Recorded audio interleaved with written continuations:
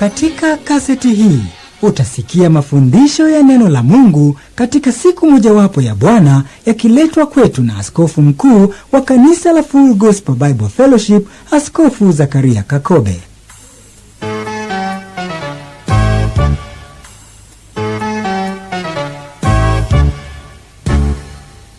Hakika hutakuwa ulivyo baada ya neno hili lililojaa nguvu ya Mungu. Fungua moyo wako kupokea chakula cha kiroho tunapomkaribisha sasa Askofu Zakaria Kakobe.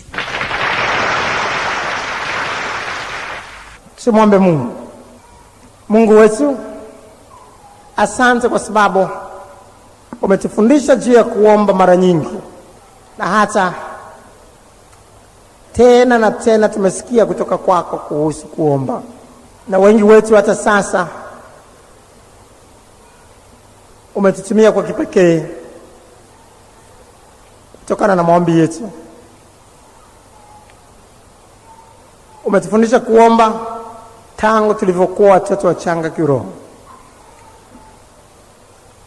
na hata maisha yetu yamekuwa ya maombi. Tunapokuwa katika Powerhouse kila Alhamisi tumekuwa katika maombi. Tunapokuwa Jumamosi katika makanisa nyumbani tumekuwa katika maombi. Tunapokuwa katika ibada kama hii tumeomba. Amefanyika maombi mapatano tena na tena. Umetufundisha kuomba. Lakini Bwana, ninakusihi sasa kwa Roho Mtakatifu tukumbushe tena kuomba. Kwa neno lako upate kututia charge tupate kuomba,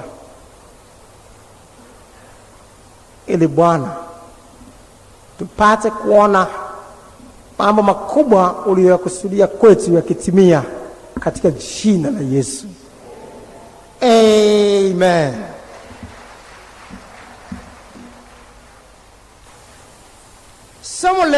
Somo letu sasa kazi ya maombi katika ulimwengu wa roho. Kazi ya maombi katika ulimwengu wa roho. Tutajifunza somo hili kwa kuligawa katika vipengele viwili. Kwanza amna kitu kwa kuwa muombi. Kwanza amna kitu kwa kuwa muombi. Na pili kazi ya maombi katika ulimwengu wa roho.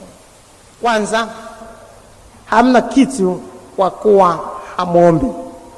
Neno la Mungu linatueleza kwamba kuna uwezekano wa kuona mambo makubwa sana. Kuna uwezekano wa watu kuokolewa katika dunia hii kwa namna ya ajabu sana. Kuna uwezekano wa kuona uamsho mkubwa sana, Kristo akiinuliwa, akitukuzwa kila mahali. Uko uwezekano wa ajabu sana. Na lolote lile tunaweza kuliona. Tukauambia mlima huu ng'oka, ukatupe baharini, ukatutii. Mkuyu ng'oka, ukatupe huko, ukatutii. Lakini hatuna kitu kwa kuwa hatuombi. Hatuna kitu kwa kuwa hatuombi. Yakobo sura ya 4. Mstari wa 2. Yakobo sura ya 4 mstari wa 2. Mwanzo hapo mstari na mwisho tunasoma matamani. Mwanzo hapo mstari na mwisho tunasoma matamani wala hamna kitu. Sema wote, matamani wala hamna kitu. Wala hamna kitu kwa kuwa hamuombi. Naweza kuona. Wala hamna kitu kwa kuwa hamuombi. Wala hamna kitu kwa kuwa hamuombi. Wala hamna kitu. Wala hamna kitu kwa kuwa hamuombi. Tukiomba tutaweza kuona mambo makubwa ya kushangaza. Sio tu ishara, tutaweza kuona mambo makubwa ya kushangaza. Lakini tutaona sio tu ishara na miujiza, lakini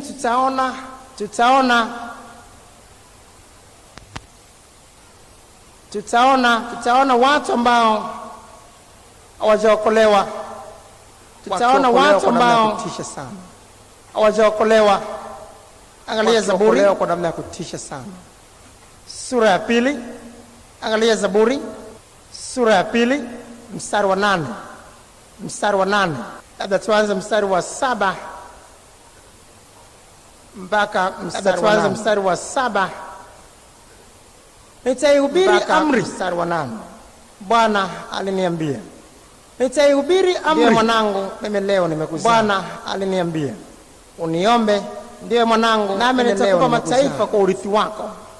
Uniombe ya dunia wa milki yako, nami nitakupa mataifa kwa urithi wako, na misho ya dunia wa milki yako. Bwana ametuambia, ametupa agizo, ametupa amri. Bwana ametuambia, enendeni ulimwenguni mote. Ametupa agizo, ametupa amri, mataifa kwa wanafunzi. Enendeni ulimwenguni mote, mkiwabatiza kwa jina la Baba na Mwana na Roho Mtakatifu. Wanafunzi, mkiwabatiza kwa jina la Baba na Mwana na Roho Mtakatifu, mkiwafundisha kuyashika yote niliyowaamuru. Lakini mnawezaje kufanya hivyo?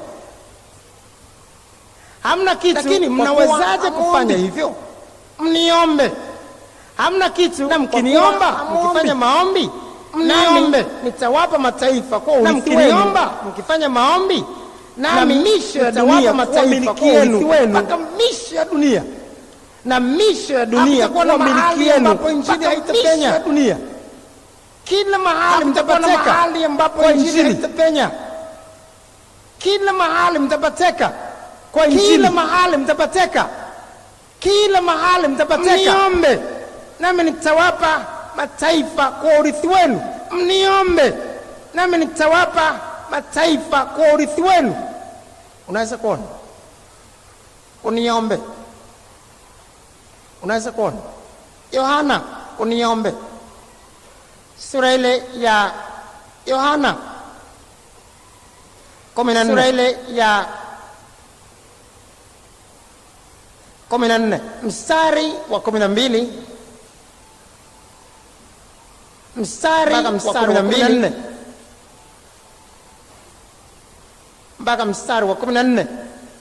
Amini, amini nawaambie, yeye aniaminie, amini nawaambie, mimi kazi nizifanyazo mimi, yeye naye atazifanya. Mimi kazi nizifanyazo mimi, na kubwa kuliko hizo atafanya, kwa kuwa mimi naenda kwa Baba. Wengi wetu tunaishi na kubwa kuliko hizo atafanya, kwa kuwa mimi naenda kwa Baba. Wengi wetu wanashindwa kuelewa kwamba Yesu amesema. Watu wanashindwa kuelewa yale aliyofanya yeye, kwamba Yesu amesema nyakati hizi tunatarajiwa kufanya mambo makubwa kuliko yale aliyofanya yeye. Nyakati hizi tunatarajiwa kufanya mambo makubwa kuliko aliyoyafanya. Lakini kanisa, tuna watu wa ajabu duniani leo, lakini imekuwa kinyume. Kanisa hawajui andiko hili duniani leo, imekuwa kinyume. Hiyo miujiza mingi na hiyo miujiza na atakuwa giza hapo. Hiyo miujiza mingi na hiyo miujiza na atakuwa giza hapo. Ilikuwa tu zamani hizo. Miujiza siku hizi hamna. Lakini Yesu anasemaje? Ilikuwa tu zamani hizo. Lakini Yesu anasemaje? Kazi nizifanyazo mimi, yeye naye atafanya nini? Kazi nizifanyazo mimi atazifanya. Naam, na kubwa kuliko hizo atazifanya. Asingesema tunaweza kufanya kazi kubwa kuliko alizozifanya kama asingesema tunaweza kufanya kazi kubwa kuliko alizozifanya, kama asingekuwa tayari ametufungulia mlango. Anajua anachokisema na anakimaanisha. Alijua anachokisema na anakimaanisha. Vichwa ngumu zaidi ambao wanajifanya wamesoma. Nyakati tulizo nazo tutakuwa na watu vichwa ngumu zaidi, wana pesa zaidi kuliko watu wamesoma, ambao nyakati wana pesa zaidi kuliko watu waliokuwepo. Ulikuwa na nafuu. Na nyakati nyingi Paulo mtume alipokuwa anakwenda kuhubiri, ulikuwa na nafuu. Alikuta watu wapagani waabudu miungu. Paulo mtume alipokuwa anakwenda kuhubiri, kuna nafuu kuwahubiria wapagani kuliko watu wa dini waabudu miungu. Kweli kuna nafuu kuwahubiria wapagani kuliko watu wa dini. Ni kweli. anayekazana kukwambia mimi bwana usiniguse bwana, anayekazana kukwambia nilikwisha batizwa tangu utotoni. Wewe wakati unabatizwa uliona? Nilikwisha batizwa tangu utotoni. Wewe mwenyewe unasema kwa mtoto mchanga uliona? Niliambiwa na baba mtoto mchanga uliona? Aliandika kwenye notebook yake. Niliambiwa na baba hata tarehe yenyewe aliandika kwenye notebook yake. Kimeshikilia mwambii kitu. Lakini kitoto kichanga hivyo watu wa dini ni wabaya kuliko wapagani. Mwambii kitu. Jaribu kuzungumza naye, watu wa dini ni wabaya kuliko wapagani. Jaribu kuzungumza naye, wanadai wanajua Biblia. Biblia naifahamu bwana. Watu mjinga kiasi gani wanajua Biblia? Masomo mengine wako tayari kujifunza. Kiasi gani anajua Biblia? Wako tayari kujifunza hata kusoma na kuandika. Masomo mengine wako tayari kujifunza. Wako tayari kujifunza historia na hesabu, lakini Biblia anajua. Kila mmoja Biblia wako tayari kujifunza historia na hesabu, lakini Biblia anajua. Sisi bwana tulikuwa tuna Biblia ile ya wewe kijana wa juzi Biblia umeiona hii. Sisi bwana tulikuwa tuna Biblia ile ya Kiswahili cha Mwamvita. Kila mmoja anajua Biblia, lakini angalia hawa wanaojua Biblia wanafanya nini? Wezi wa kila mmoja anajua Biblia, lakini angalia hawa wanaojua Biblia wanafanya nini? Kama wao hamna, lakini wanajua Biblia kama wao hamna. Sasa Biblia gani wanajua? Washirati na wazinzi wakubwa kama wao hamna, lakini wanajua Biblia. Sasa kujua Biblia maana yake neno hilo tayari litakuwa linakuongoza katika maisha yako. Kujua Biblia maana yake neno hilo tayari litakuwa linakuongoza wakati azishike amri zake. Neno linasema ni mwongo. Mtu akisema nimemjua wakati azishike amri zake. Sasa Mungu alijua tutakutana na watu wa dini ambao wamekwisha fanywa sugu tangu. Sasa Mungu alijua tutakutana na watu wa dini ambao shetani katika mpango wake aliona jinsi gani ya kufanya ili shetani katika mpango wake aliona jinsi gani ya kufanya ili wawai utotoni. Ni wawai watu hawa. Kabla hataja sema ni wawai utotoni awe Mkristo. Kabla hataja sema nimtie msalaba awe Mkristo. Alafu nipigilie msumari hapo, wewe tayari. Nimtie msalaba ulikwisha okoka. Alafu nipigilie msumari hapo, wewe tayari. Ulivyotiwa maji yako ulikwisha okoka. Ulikwisha zaliwa mara pili pale ulivyotiwa maji yako hapo. Mimi tangu utoto wangu ni Mkristo. Lakini waliomkataa shetani sio wewe. Maana walikuwa nalia tumebebwa. Wengine ndio wanasema tunamkataa shetani na kazi zake. Nyinyi lakini kitoto kinamkataa. Kimepakatwa hata kijui kinachoendelea. Chenye kinaona mnakipotezea muda mkinyonyesha maziwa tu. Sasa kinamkataa shetani kweli hiki? Lakini ni mbinu ya shetani ya kufanya huyo mtu sasa hata akija kuwa mkubwa ni kazi. Unamtoaje hapo? Dini nyingi zina mpango huo wa kushughulika na watoto tangu katika utoto wao, kuwaingizia kitu ambacho kiko kinyume na wokovu. Ukomunist kule China ukomunist walipiga marufuku kuleta dini kwa watoto wa tangu kuzaliwa mpaka umri wa miaka 18. Umri huo usiwaguse. Umri huo wasizungumziwe dini, wazungumziwe tu ukomunist. Ukomunist tangu kuzaliwa ukomunist, hakuna Mungu, hakuna vitu vyote hivi ni udanganyifu, hakuna Mungu, wajazio ukomunist. Baada ya miaka 18 wanakuambia haya huyo. Angalia kama utamuingizia dini, amemalizika. Kila kitu unachokikamata utotoni kina nafasi nzuri ya kukupeleka mpaka uzee wako. Sasa inategemea unakichukua kipi. Ndio maana ukishajengewa kitu pale mwanzo ni kazi sana kutoka hapo, kazi sana. Sasa Yesu alijua, akina Paulo anawatuma, akina Petro anawatuma katikati ya watu ambao hawakuwa wa dini kiasi hiki. Walikuwa wanakwenda kwenye upagani, hakuna kabisa dini. Wakati ule dini ilikuwa hapo Israeli tu. Huko ni miungu tu. Wakishamwonyesha Yesu kama India mahali kwenye miungu ni pazuri sana kuhubiri, inakuwa rahisi kuliko kuhubiri mahali kwenye dini. Ukishaonyesha Yesu ambaye anaweza kufanya kazi kubwa kuliko ya miungu, basi wanatupa miungu yao, tayari wanamtafuta huyo Yesu. wako tayari upesi kumkubali huyo Yesu kwa Mungu wao. Tena hatari unayoweza kuwa nayo kule India, kwa sababu wanaabudu miungu. Ukizungumza tu hivi kama uwaelewi, utaona kila mmoja anamkubali Yesu. Ukiwaeleza tu yuko Yesu ambaye ana uwezo wa kukupa hiki, wa kukupa hiki, hai huyu, kumbe wanamchukua halafu wamjumlishe katika hesabu ya miungu yao. Paka ufafanue vizuri. Lakini ukishawafafanulia wakajua la, kumbe huyu ana uwezo kuliko hawa, basi unaweza kuona. Sasa Yesu alijua tutahubiri nyakati hizi. Wamejaa watu wa dini, wanasema wameokoka tangu utoto wao, walipobatizwa utoto wao, wanasema wanajua Biblia, hawambiliki, wanasema wamesoma, wana pesa, ni wanasayansi. Alijua tutahubiri nyakati hizi.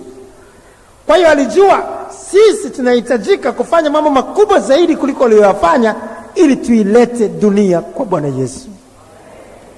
Ndio akasema yeye aniaminie atafanya kazi nilizozifanya, naam, na kubwa kuliko hizo. Na akasema kwa nini? Kwa nini? Kwa nini? Anasema kwa kuwa mimi naenda kwa Baba. Mimi naondoka. Kama mimi naondoka, lazima wawepo watu wa kuiendeleza kazi. Sasa haya yanaweza kufanyika katikati ya macho yetu bila shaka. Hatujaona kitu mpaka sasa. Tunaweza kuona mambo makubwa zaidi kuliko tunayoona sasa hivi. Lakini kwa namna gani? Sasa anasema mstari wa 13 mpaka 14. Nanyi mkiomba. Hapa ndio kwenye tatizo. Tunataka mambo makubwa kuliko aliyofanya Yesu, lakini hatutaki kufanya nini? Hatutaki kufanya nini? Nanyi mkiomba. Mstari wa 14, mkiniomba neno lolote. Angalia, narudia hapo hapo. Nanyi mkiomba. Mkiniomba neno lolote. Hakuna maombi, basi mtafanyaje kazi kubwa kuliko nilizozifanya? Maana Yesu alikuwa mwombaji. Sasa kama mimi Yesu niliomba, ninyi mkumbuke hili, kama hamuombi msitegemee kitu. Siri ya ajabu sana imefichika. Maombi ya Yesu mpaka unashangaa.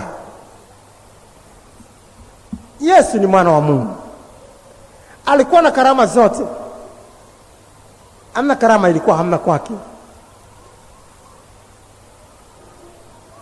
Mamlaka ya kimungu ilikuwa juu yake. Lakini utashangaa alivyokuwa mwombaji. Sasa sisi tunataka kufanya kazi alizozifanya yeye, naam, na kubwa kuliko hizo, lakini wakati wa maombi tunapiga miayo. Maombi tutaki, tutayaonaje hayo? Ni haiwezekani. Kama Yesu alikuwa na karama alizokuwa nazo, alikuwa anaweza kuomba maji yakageuka kuwa divai, kumwamuru Petro atembee juu ya maji, lakini akawa mwombaji wa kiasi hiki. Sasa tunafikiri nini? Maana wako watu wengine kama hivi tunawaza twende tukahubiri Boston kwenye crusade kule Marekani. Wako watu wengine wanawaza kwamba lakini hata tusipoomba Kakobe, Bwana Mungu anamtumia sana. Mtumishi huyu, Bwana anamtumia sana. Bila maombi, hakuwezi kuwa na kitu. Kama Yesu alikuwa na karama alizokuwa nazo, na yote aliyokuwa nayo tunayafahamu, lakini bado alihitaji kuomba kiasi hiki, mimi huwa naogopa. Ndio maana leo tunataka kuangalia kwa nini maombi hivi. Maombi yana kazi gani katika ulimwengu wa roho? Kwa nini kuomba kiasi hiki? Kwa nini? Hivi Mungu hawezi kufanya mambo bila maombi? Tukawa na raha tusiombe wakati wote, tukukemea wakati wote, tukuomba na kufunga? Maana Yesu taona maombi yake yalivyokuwa. Tujikumbushe maombi yake. Angalia Marko sura ya kwanza. Marko sura ya kwanza mstari ule wa 35. Uone maombi aliyokuwa naomba Yesu. Hata alfajiri na mapema sana akaondoka, akatoka akaenda zake mahali pasipokuwa na watu, akaomba huko. Alfajiri sana na mapema akaondoka, akaenda zake mahali pasipokuwa na watu, akafanya nini? Akaomba. Bwana tusaidie sana. Sisi kwetu kuamka alfajiri imekuwa mzigo wa kulemea. Lakini Yesu aliona afadhali asilale kwenye kitanda, alale kwenye mawe ya mlima Mizeituni, ili akimkwangua kwenye mgongo awahi kuamka aombe. Akajua afadhali akosa starehe za kitanda kuliko kukosa maombi. Mambo ya ajabu sana. Asubuhi alfajiri anaomba. Hebu angalia kuomba kwake. Wakati wote anaomba. Asubuhi, alfajiri ndio la kwanza. Maombi. Mtu mwenye karama zote hizi anaamka alfajiri kuomba. Anatufundisha kwamba kweli kama hatuombi tusijidanganye. Luka 5, hata mchana wakati anafanya huduma hakujiachilia kwenda tu na huduma. Wapi?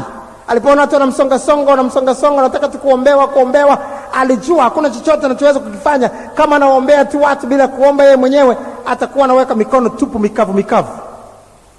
Akawa anafanyaje? Angalia Luka 5. Luka sura ya 5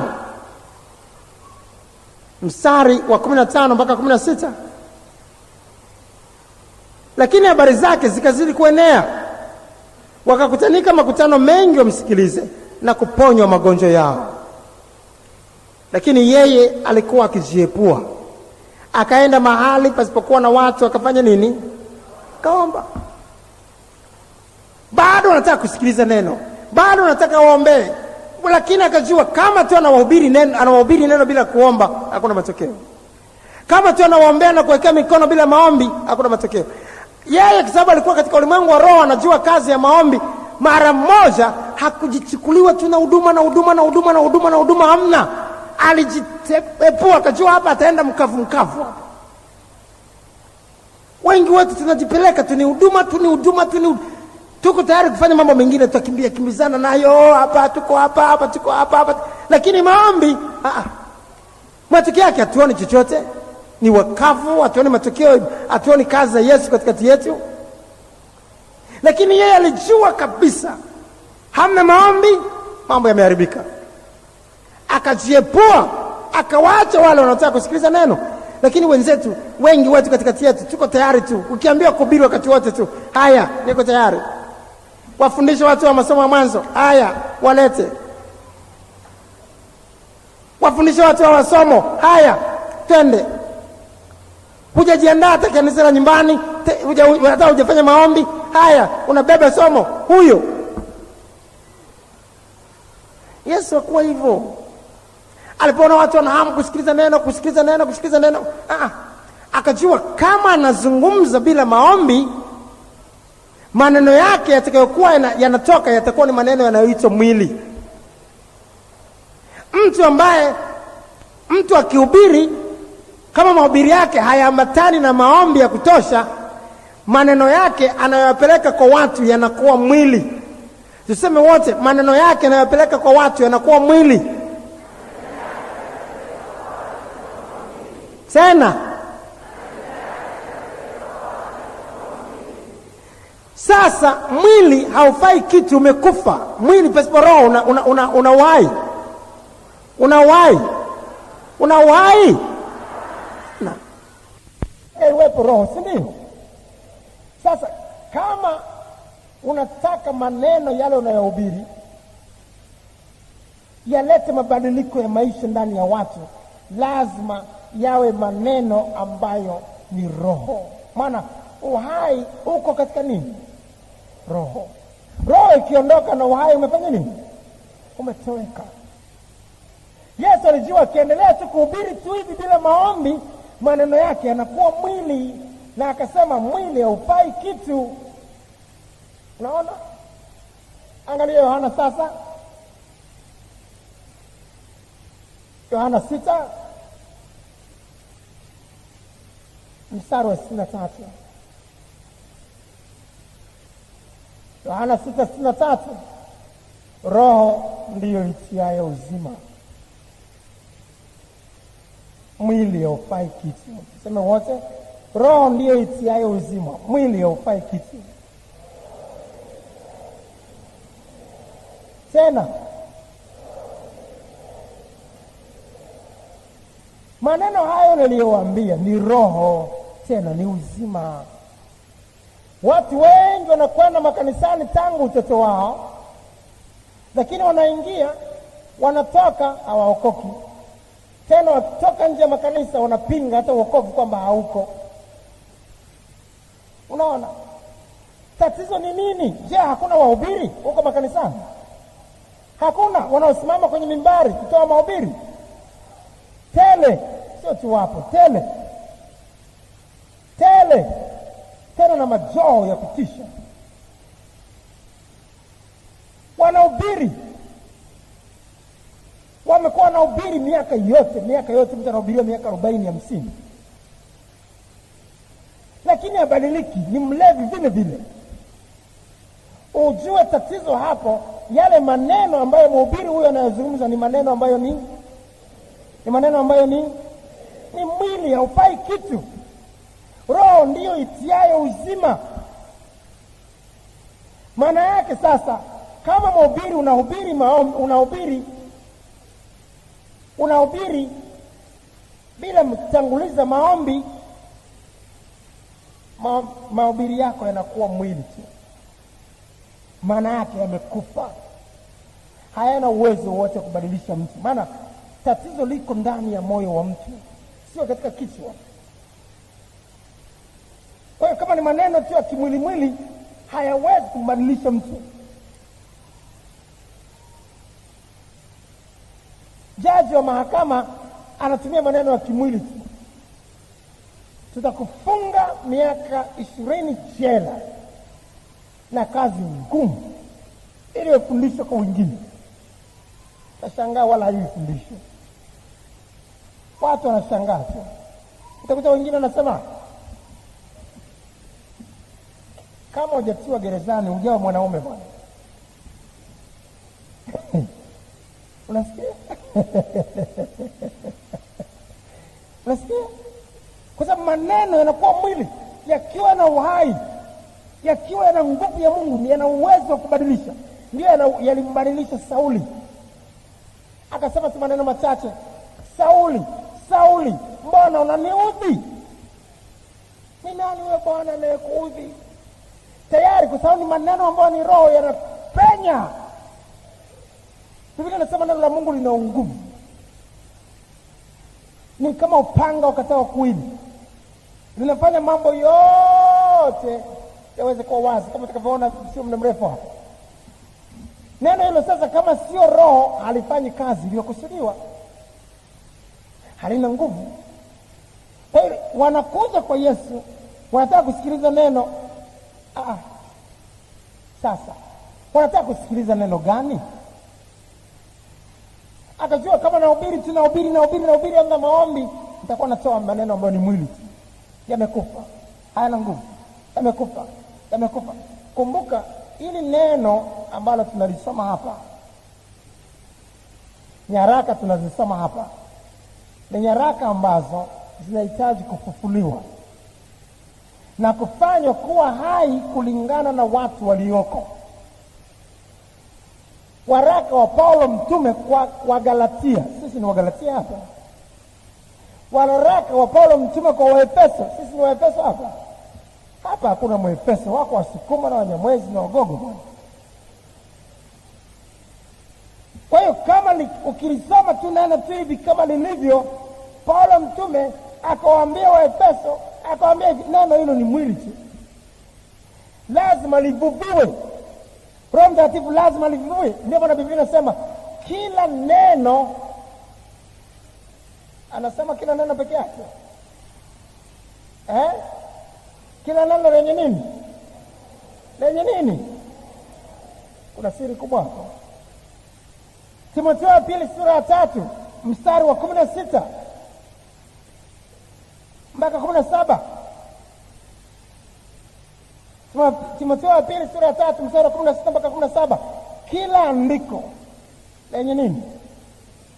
Lenye pumzi ya Mungu, lafaa kwa mafundisho na kwa kuwaonya watu makosa yao na kwa kuwaongoza na kwa kuwaadibisha katika haki, yaani kuwapeleka waende katika haki, ili mtu wa Mungu awe kamili, amekamilishwa apate kutenda kila tendo jema. Lazima tuhubiri maneno, lazima tuhubiri maandiko, lakini yawe na nini? Yawe na nini? Pumzi ya Mungu. Kama tunakwenda tu tunazungumza maandiko tu hivi hivi, itakuwa tunazungumza kitu kilichokufa. Lazima yavuviwe na Roho Mtakatifu, lazima yawe ni roho yaweza kushughulika na mtu huyu Mnyamwezi wa sasa. Amen. Huyu hapa yambadilishe, aweze kupatia hilo neno kama lake sasa, sio la nyakati hizo, lake sasa. Maombi hamna, basi tunahubiri maneno ambayo ni mwili, hayana pumzi ya Mungu. Maana yake sio maneno ya Mungu, ni maneno yetu tu, tunayatamka tu. Mungu hayuko katika hayo.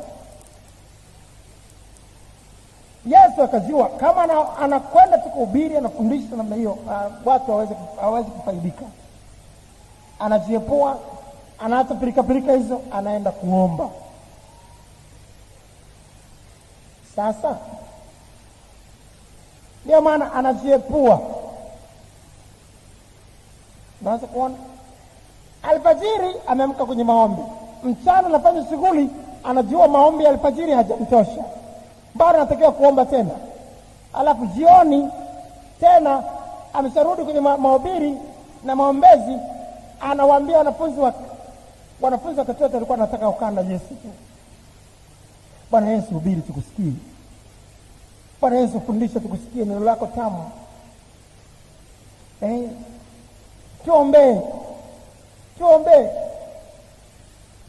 Ndio kama watu wengine wanakuwa wanashangaa, wanasema kwa nini mtumishi wa Mungu wakati mwingine tunataka kumwona askofu haonekani? Sasa sisi tunataka tuombe. Wewe akuombee, kutakuwa na matatizo. Akuombee tu, maana yake ni sawa sana kusema mama anyonyeshe tu mtoto, lakini yeye asile, atakuwa ananyonyesha hewa hatimaye.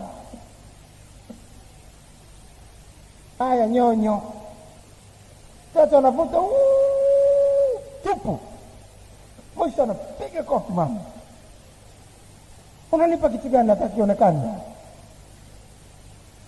Kumbe akina mama wanaofahamu ananyonyesha, alafu anafahamu kwamba hata mtoto wangu ananyonya sana, na mimi niende nikanyonye, nipate kitu hicho cha kumpa. Anaenda naye anabukia uji wa ulezi, anajiweka sawa, maziwa yamejaa, ndio anakuja, haya nyonya. Na kuombea watu ni hivyo hivyo, kwa sababu Kakobe sio anayeponya. Kakobe anaponya? Yesu sio mganga wa kienyeji. Yesu sio Mungu, ni mwanadamu. Anapoweka mikono juu ya wagonjwa, lazima kuwe na nguvu ya Mungu ya kuponya. Lazima uwepo wa Bwana wa kuponya upenye katika mikono yake, uende kwa mtu yule. Hakuna maombi sasa, kama tunavyoweza kuona hapa mbele, hakuna maombi tayari. Kinachofanyika uwepo wa Mungu upo, lakini tayari hauwezi kupenya hapa. Maombi ni ufunguo, kama tutakavyoweza kuona sasa hivi hapa. Ni ufunguo, ni kama unavyofungua bomba. Bomba ukilifunga, maji yanakuja mpaka pale kwenye bomba. Kwenye bomba pale si yanafika? Hayafiki? Yanafika, si ndio? Lakini ukiangalia pale pote lile karo liko kavu. Sasa unaweza kusema hamna maji. Sasa hiyo ni sawa sana kusema hamna kitu, hamna maji hapa, kwa sababu hamjafungua bomba. Maji yako yanafika mpaka hapa. Ni wewe sasa kufungua yatelemke. Sasa maombi ndio yanafungua bomba namna hiyo, na maji yanatelemka. Hamna maombi, hamna kitu. Sasa wanafunzi wa Yesu nao hivyo, Bwana Yesu, kaa hapa utuombee, kaa hapa tuhubiri, kaa hapa tufundishe. Maombi hawataki. Hataki Yesu aombe. Kwa hiyo wakati mwingine akawa anawalazimisha. Maana akawa anaangalia, anaona huyu Yesu naye alfajiri anaomba. Mchana watu wanataka kuhubiriwa neno na kufundishwa na waombewe, anajitenga tena anaomba. Jioni tena anataka kuomba, wakajaribu kumzuia. Hamna maombi, twende tukafanye huduma. Yesu akajua jamaa hawajafahamu maombi maana yake nini, akawalazimisha. Angalia Mathayo 14 mstari wa 22 mpaka 23. Mara akawalazimisha wanafunzi wake wapande chomboni na kutangulia mbele yake kwenda ng'ambo. Wakati alipokuwa akiwaga makutano, hawakutaka kuondoka, hawakutaka kumwacha Yesu. Akawalazimisha. Sasa hapa siwaombi, hapa siwasii, hii ni amri. Petro, Yohana, ongoza msafara, au sio mtatiwa chini ya nidhamu. Maana hawaelewi, wanataka tu Yesu ahubiri, Yesu aombe basi. Alipokuwa amewalazimisha amekwenda, mstari wa 23. Naye alipokwisha kuaga makutano, alipanda mlimani Faragani kwenda kufanya nini? Kuomba. Na kulipokuwa jioni alikuwa huko peke yake. Angalia, alfajiri anaomba, mchana anajiepua anaomba, jioni anaomba, usiku nako aliomba. Na usiku aliomba tena. Hapa sasa ndio kifahamu, hapa ndio gharama hiyo. Tunataka tuzitende kazi hizo, tuutikise ulimwengu, lakini gharama hii, wanangu, tuko tayari kuikabili?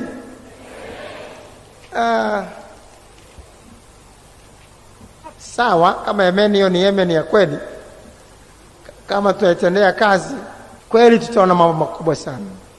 Na usiku kama walivyosema wengine hawa ambao wanapekua sana maandiko, aliomba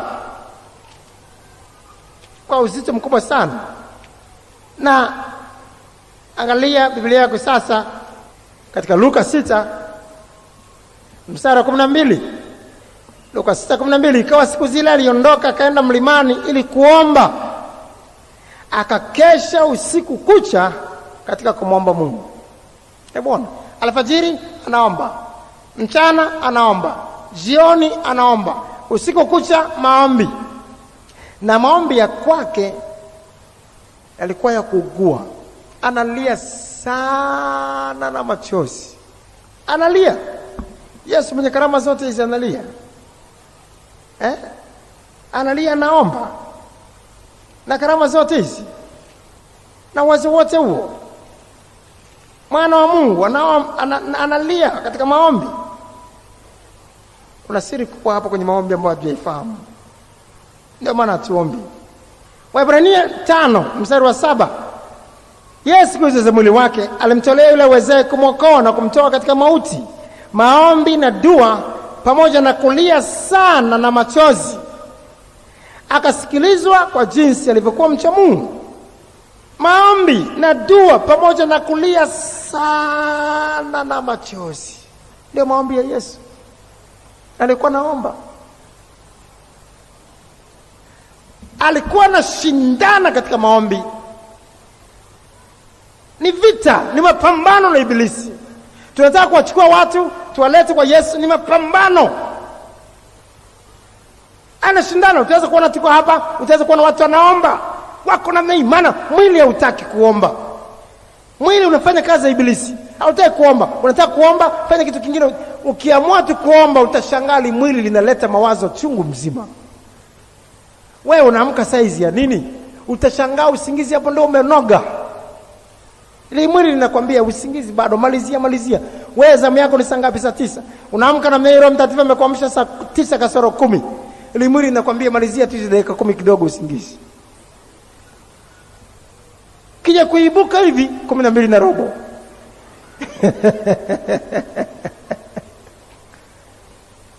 Mwili ukipiga tu mwako watu unataka kuomba, kuna sauti inakwambia nenda kajisaidie kwanza.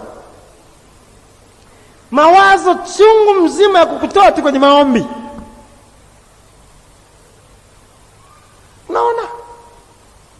Vyote hivyo ni vita. Mwili unashindana na sisi, hautaki. Roho na mwili, Biblia inasema vimepingana. Ndio maana lazima kushindana. Shetani anajua maombi ni kitu cha kumaliza. Maombi ni ufunguo, ni kufungua bomba na nguvu ya Mungu inaachiwa. Maneno tutakayohubiri yatakuwa ni roho, uzima utakuja, uwezo wa Bwana utakuwa na penya. Sasa anazuia. Kwa hiyo utaweza kuona mwili hautaki, shetani hataki, tunashindana. Hata tunatumia viungo na kila kitu. Mwili unataka kulala, kuna kulala. Mwili unataka kutupeleka. Maana wakati mwingine ukitulia na mimi unaweza kukuta mawazo yanakupeleka. Wewe uko hapa, mawazo yako Tabora sokoni. Sasa tunashindana, tutaki ile akili kuwaza mambo mengine. Tunaomba na mwili wote tunataka ushike adabu, uombe tu. Yesu alikuwa anatumia hata viungo kushindana mpaka anatoka jasho sana. Hari yake Biblia inasema ilikuwa nzito sana. Anaomba kwa kugua, halafu anatumia nguvu sana katika maombi, kiasi ya kwamba kunakuwa na kitu inaitwa mental pressure. Vinyweleo vinatanuka. Vinyweleo vikitanuka havipitishi tu jasho, lakini vinapitisha pamoja na nini? Na damu. Ndio maombi ya Yesu yalivyokuwa. Ndio maombi ya Yesu yalivyokuwa. Luka 22 mstari ule wa 43 kuanzia mstari wa 40, wanafunzi wake anawaambia waombe, wanalala tu usingizi. Mmeshinda ukesha pamoja nami hata saa 1, wakiachia kidogo wamelala usingizi. Mimi hayo tupu. Alipofika mahali pale aliwaambia ombeni kwamba msiingie majaribuni. Mstari wa 40 mpaka mstari ule wa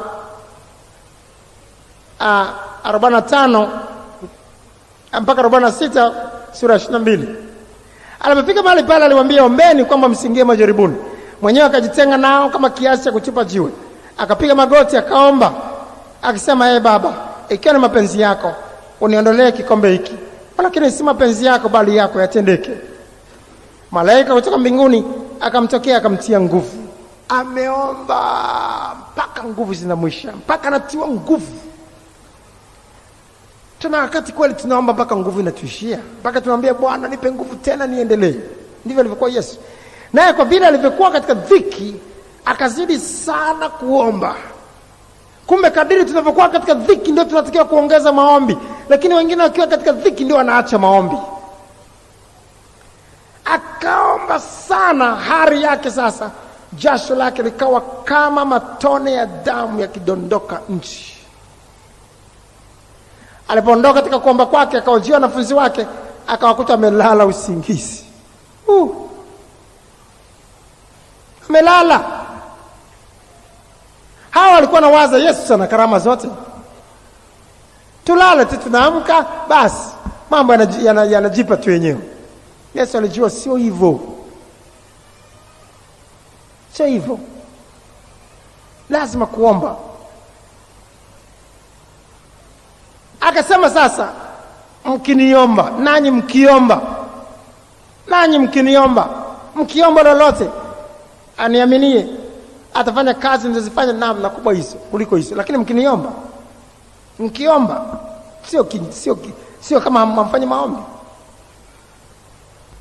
Sasa kwa nini tuombe? Ndio maana tumegusia hayo tayari, kwa sababu yameumana sana hapa. Kipengele cha pili sasa, kazi ya maombi katika ulimwengu wa roho, tumeshagusia hapa. Maombi ni ufunguo wa mambo wa nguvu ya Mungu kutenda kazi pale tunapotaka itende. Tunajua watu hawawezi kuokoka kwa nguvu za kibinadamu, hawawezi kuokoka kwa namna tu ya kimwili, hawawezi kupona kwa namna ya kimwili. Madawa yameshindikana kuwaponya, wamezunguka kila mahali. Kwa hiyo jitihada za kimwili zimeshindwa kuwaponya, haziwezi kuwaokoa. Sasa tunataka nguvu za Mungu zifanye kazi. Nguvu za Mungu kweli ziko, lakini katika mpango wa Mungu kama bomba ilivyo, nguvu za Mungu zipo karibu na sisi kuliko tunavyofikiri. Zipo kwa ajili ya kufanya lolote tunataka zifanye. Lakini Yesu akasema, nimewapa funguo. Lolote mtakalolifungua duniani limefunguliwa, mtakalolifunga limefungwa. Ufunguo uliotupa sasa ni nini? Maombi ndio ufunguo. Mkiniomba mnafungua bomba.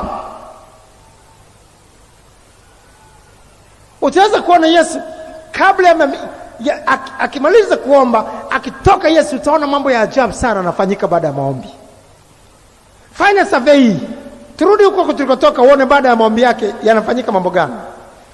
Watu wanamtafuta, watu wana hamu ya kumsikiliza, watu tu wanachukuliwa tu, wanabadilishwa. Marko sura ya kwanza mstari wa 35 mpaka mstari sasa wa 42. Hata alfajiri na mapema sana akaondoka, akatoka kaenda zake mahali pasipokuwa na watu, akaomba huko. Simoni na wenzio akamfuata, nao walipomwona wakamwambia, watu wote wanakutafuta. Ametoka kwenye maombi, ameomba. Nguvu ya Mungu tayari imeshamfunika. Tayari watu wanafanya nini? Wanamtafuta. Ukiomba, unaweza kutoka nje kule kwa sababu ya nguvu ya Mungu iliyokuzunguka. Watu wakawa nakutafuta na hamu ya kusikia neno kutoka kwako. Akawaambia, twendeni mahali pengine mpaka vijiji vilivyo karibu, nipate kuhubiri huko nako, maana kwa hiyo nalitokea. Akaenda akihubiri katika masinagogi yao katika nchi yote Galilaya na kutoa pepo. Akaja kwake mtu mwenye ukoma, akamsinda na kumpigia magoti na kumwambia, ukitaka waweza kunitakasa. Naye akamhurumia, akanyosha mkono wake akamgusa, akamwambia, nataka takasika. Hakuna maombi marefu. Ukimwona mtu anaomba maombi mengi kumwambia mgonjwa, Bwana kweli mponye, kweli Bwana mkumbuke huyu, naye angalia jinsi alivyo Bwana, mponye Bwana we, Bwana kama sipomponya sijui itakuwaje. Kuna matatizo. Anakwenda kimwili. Hamna nguvu ya Mungu karibu hapo. Ametoka kwenye maombi alfajiri, amejaa nguvu ya Mungu, nataka takasika, kwisha.